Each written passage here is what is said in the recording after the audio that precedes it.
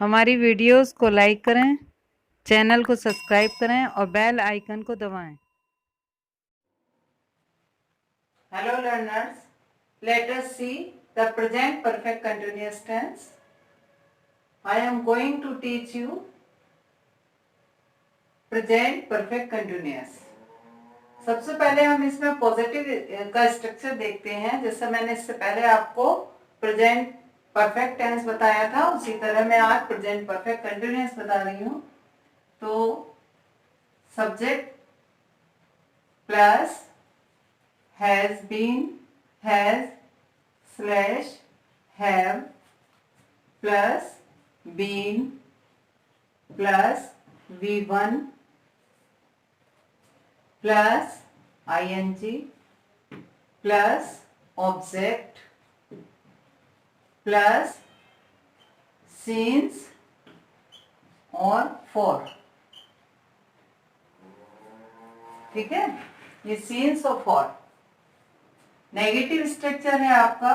Negative का subject plus has, have plus not plus been plus V1 plus ing plus object plus since for.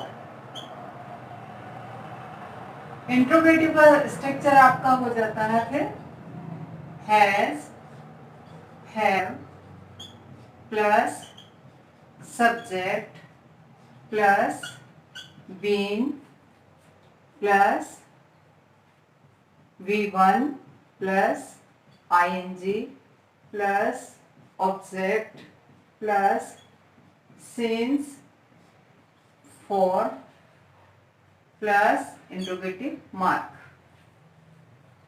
Second interrogative में WH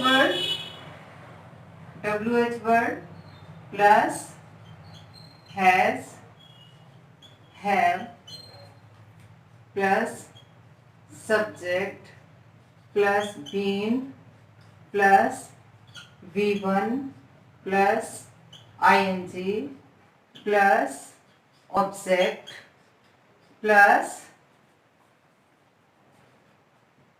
since for plus interrogative mark. अब ये आपके चारों structures बन जाते हैं। ठीक है, पहले हम सब्जेक्ट लिखेंगे, फिर सिंगुलर सब्जेक्ट है तो हैज, प्लूरल सब्जेक्ट है तो हैव, बीन वर्ब की फर्स्ट फॉर्म, ing ऑब्जेक्ट और सिंस फॉर, ये आप पीरियड ऑफ टाइम और पॉइंट ऑफ टाइम को शो करने के लिए आप लिखेंगे। नेगेटिव सेंटेंस होगा तो सब्जेक्ट हैव हैज पहले लेंगे और बीन और हैव हैज के बीच में नॉट का यूज हो जाएगा, फिर V1 ing object since for.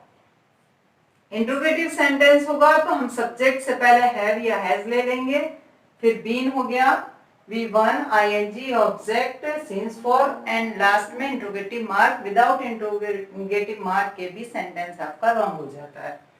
और सेकेंड इंट्रोगेटिव में WH वर्ड, जो भी आपका व्हाट, व्हेन, वेयर, हाउ, कोई भी शब्द होगा पहले हम उसको लेंगे, फिर हैज या हैव को लेंगे, फिर आपका सब्जेक्ट हो जाएगा, फिर बीन वर्ब की first form, ing object since for और लास्ट में इंट्रोगेटिव मार्क। अब हम एक सेंटेंस बना के देख लेते हैं और आपको ये बता देते हैं कि हमें कहाँ पर हैज का यूज करना है और कहाँ पर हैव का यूज करना है। तो सेंटेंस मान लीजिए हम लेते हैं स्टूडेंट्स हैव बीन लर्निंग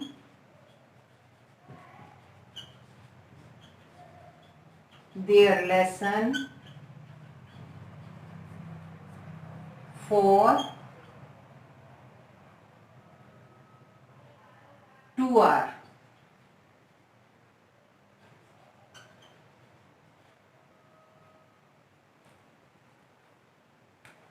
ठीक है, अब यहां पर हम इसको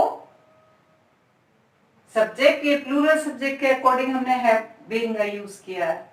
अगर हम इसी को सिंगुलर में अगर बनाते हैं तो मान लीजिए Ram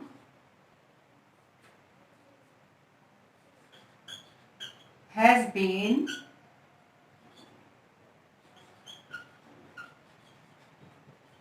learning his lesson for 2 hours.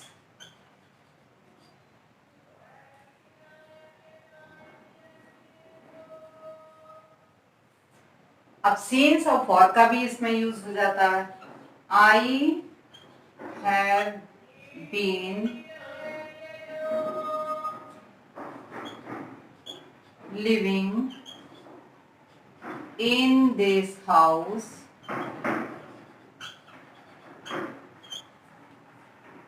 since 1990. I have been living in this house since 1990. ठीक है, ये आप देखिए since का यूज यहाँ पर किया गया है। अब हम दूसरा कोई सेंटेंस लेते हैं। Ram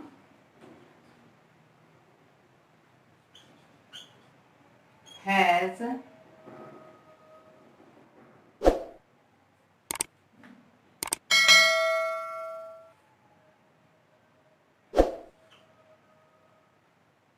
been flying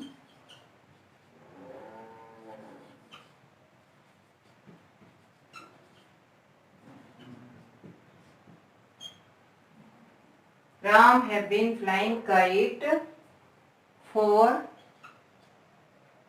morning.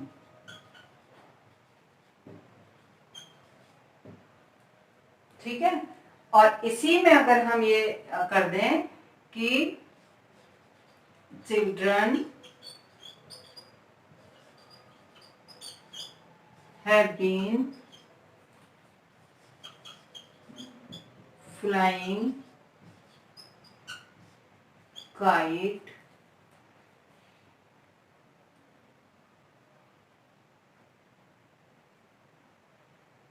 kite since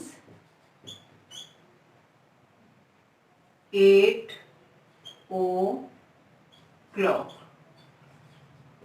ठीक है, तो आपने दोनों में अंतर देख लिया। यहाँ पर student have been, student plural है इसलिए यहाँ पर हैव बीन का यूज हुआ है, और यहाँ 2 घंटे से वो यूज कर रहा है, कोई टाइम पता नहीं है 2 घंटे किस समय का बता रहे हैं, तो इसलिए यहाँ फॉर का यूज हुआ है। Ram has been learning his lesson for 2 hours, ये इसी तरह मैंने आपको बता दिया। ठीक है, क्योंकि 2 घंटे का है, पता नहीं कौन से 2 घंटे की बात हो रही है। लेकिन I have been living in this house since 1990, मैं यहाँ 1990 से इस घर में रह रहा हूँ या रह रही हूँ, तो यहाँ पर बिल्कुल एक्यूरेट फिगर है, इसलिए यहाँ पर सिंस का यूज है और आई के साथ में यहाँ प्लूरल का यूज हो गया। यहाँ राम सिंगुलर है इसलिए यहाँ हैज का यूज हो गया। Ram has been flying kite for morning, यहाँ सुबह से वो उड़ा रहा है और यहाँ राम है इसलिए हैज बीन का यूज हो रहा है। Children have been flying kite since 8 o'clock, तो बच्चे यहाँ पर सुबह 8 बजे से या 8 बजे से पतंग उड़ा रहे हैं, तो यहाँ पे एक्यूरेट फिगर है तो यहाँ फॉर का यूज हो गया और यहाँ पर 8 o'clock, तो यहाँ सिंस का यूज हो गया। तो ये आपको मेरे ख्याल से समझ में आ गया होगा कि जब भी हम एक्यूरेट फिगर के लिए यूज करते हैं तो वहां पर सिंस का यूज होता है, जहां हमें ठीक से पता है, जैसे यहाँ पर कि सुबह ये 8 बजे से कर रहे हैं तो यहाँ हमने सिंस का यूज कर दिया। यहाँ ये 1990 से रह रहे हैं तो हमने यहाँ पर भी सिंस का यूज कर दिया। लेकिन वो 2 घंटे से याद कर रहे हैं तो पता नहीं कौन से 2 घंटे हैं, 2 घंटे वो मॉर्निंग के हैं या इवनिंग के हैं या 2 घंटे कब से कर रहे हैं। ठीक है, तो यहाँ पर आपको फॉर का यूज हो गया। ऐसे ही वो सुबह से उड़ा रहे हैं तो सुबह से पता नहीं कितनी देर से, सुबह से कब से उड़ा रहे हैं, तो यहाँ पर फॉर का जहाँ पे एक्यूरेट फिगर आती है वहां सिंस का, और जहाँ निश्चित समय नहीं होता है, जहाँ अनिश्चित होता है, वहां पर फॉर का यूज होता है। पहली बात। दूसरी बात, सिंगुलर सब्जेक्ट के साथ में हैज का, हैज बीन का यूज होता है, और प्लूरल सब्जेक्ट के साथ में हैव बीन का यूज होता है, जैसा कि यहाँ पर दिया हुआ है। और आपको पहले भी बताया था, वैसे आई, वी, यू, दे और प्लूरल सब्जेक्ट के साथ में हैव बीन का यूज होगा, ही, शी, इट और सिंगुलर सब्जेक्ट के साथ में हैज बीन का यूज होगा। तो ये मेरे ख्याल से आप लोगों को अच्छे से समझ में आ गया होगा। और इसके बाद आपका प्रेजेंट टेंस कंप्लीट हो गया। अब मैं आपको नई वीडियो जो बनाऊंगी वो पास्ट इंडेफिनिट से बनाऊंगी।